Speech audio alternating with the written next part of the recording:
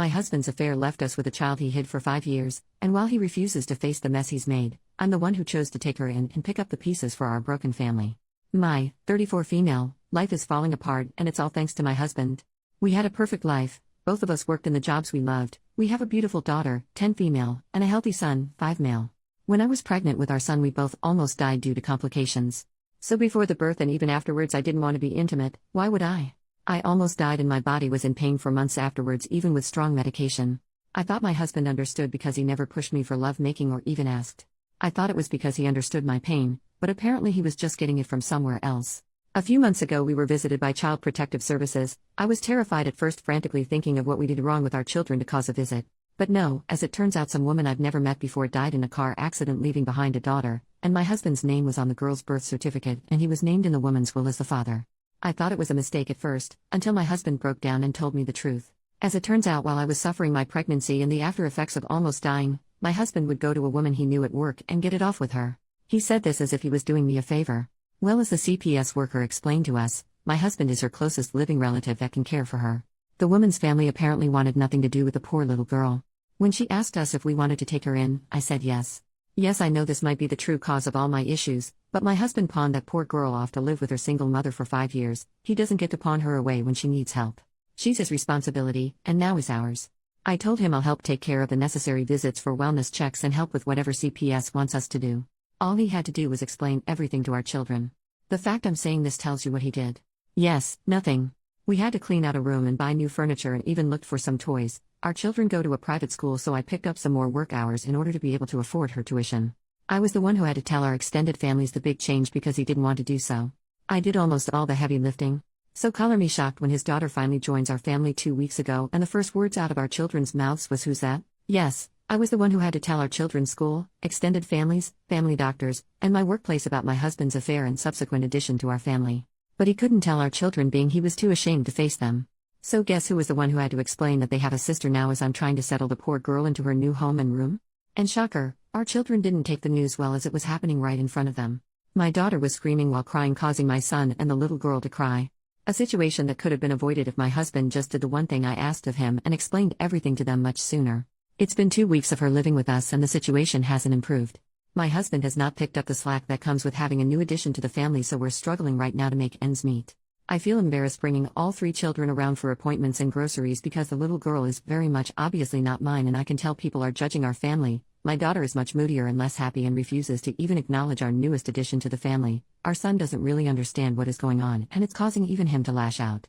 And I don't even know how to help the poor little girl because I know that if I feel like my life is falling apart, she must feel even worse. I suggested family therapy for our children, even just marriage therapy, so we can hopefully move past this and work together as a unit for all the children. He's refused everything, saying that he knows he'll be lectured by everyone when all he was doing was trying to help me. I just don't know how to fix this. Please help me. I don't want to divorce him because I just know that will make it worse for the kids, but that's the only option my family is telling me. Meanwhile, his family is begging me to make this work and to just look past it. Edit to add, thank you, I hear you all loud and clear. We'll be looking into therapy for me and the children and hopefully a good divorce lawyer. But first I need to get some answers because some of you are raising some good points. Update just over 1 month later. I'm sorry, you all were right. It was a lie. When all of you were pointing out how the kids' responses to youngest arriving didn't make sense, it made me realize how correct that is. They came home to a room all made up and I made passing comments to them asking about how excited they were for youngest's arrival. They should have known about her. At this point I decided to just ask my eldest daughter directly because she was still so upset about it, and I think subconsciously knew I wasn't going to get the truth from my husband. So I went to her room while she was lying in bed and I asked her.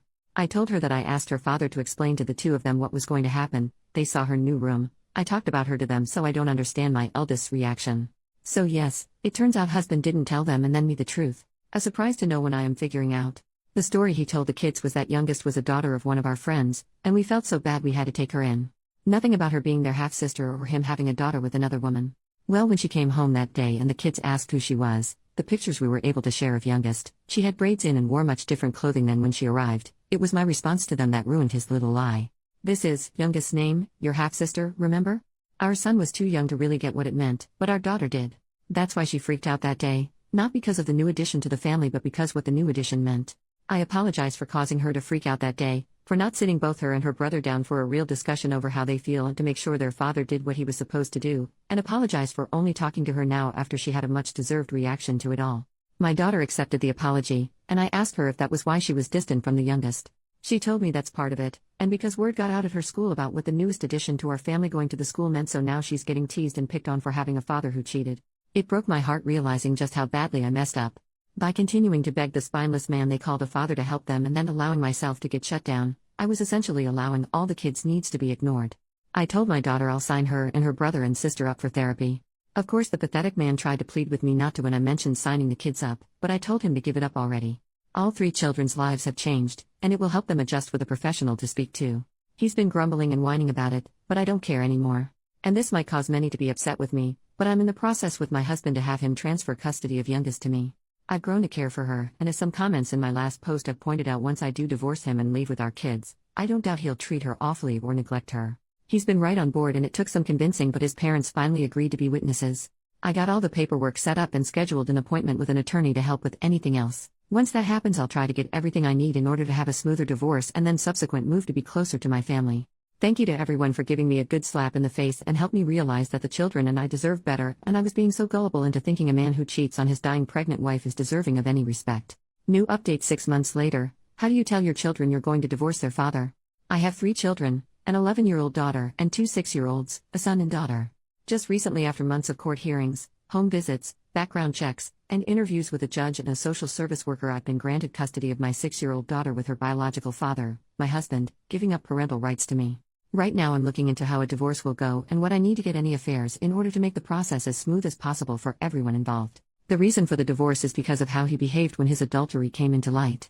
As you can see from the ages, he cheated on me with a co-worker of his while I was dealing with a highly complicated pregnancy and birth. I was the one who had to get everything in order. Meanwhile, it seemed like he did everything he could to make the process of a new addition to our family as difficult as possible.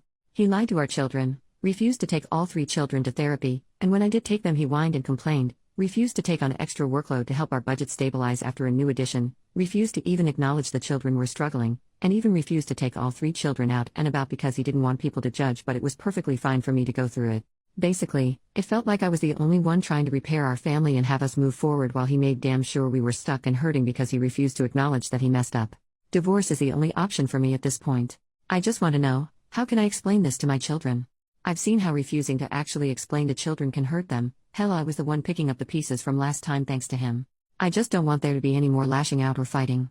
I'm terrified for my eldest in particular. She was the one most hurt by all these changes, and I know she'll understand why. The last thing I want is for her to blame her siblings or herself.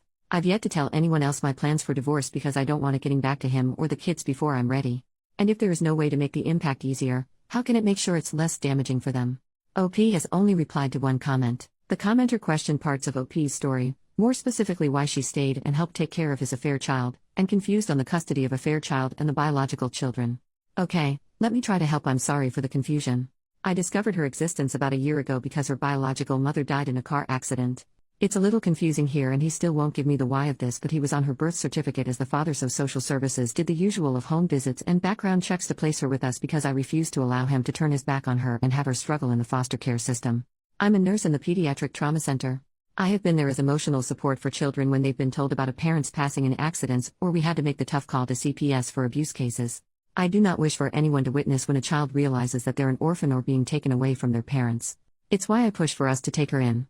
People on Reddit have told me that I'm too much of a saint for taking her in, and that's why they don't believe me. But if you ever had to rub the back of a 4-year-old having her first panic attack because she was told her parents didn't survive, I hope you understand why I refused to ignore a 5-year-old who this time I could save from the system. After the fallout that was primarily caused by my husband, and truth be told I also have some blame for it as well, I decided to divorce him. I asked him to transfer her custody to me because I knew after the divorce there's a high chance they would keep her with him and he wouldn't be a good father to her. I didn't want to risk the chance of that. I know that if I was the one to have custody of her I won't have to worry about that in the divorce. And it's only the 6-year-old daughter he transferred custody over to. He still is a recognized father to our biological children. And thank you for the suggestion of age-appropriate dialogue for our children. I do have some training on that because of my work, so I could try to rework it to make sense for divorce. And probably bump up therapy for the children.